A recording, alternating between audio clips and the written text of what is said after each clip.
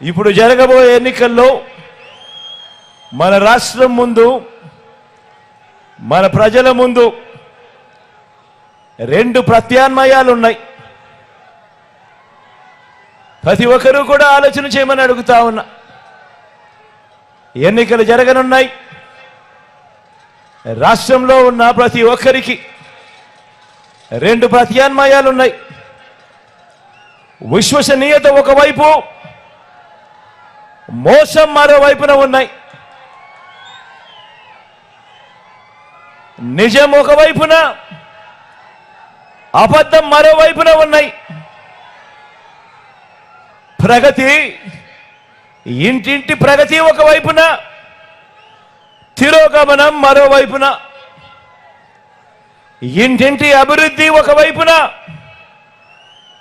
అసూయ మరోవైపున. మంచి ఓ వైపున, చెడు మరోవైపున. వెలుగు ఓ వైపున, చీకటి మరోవైపున.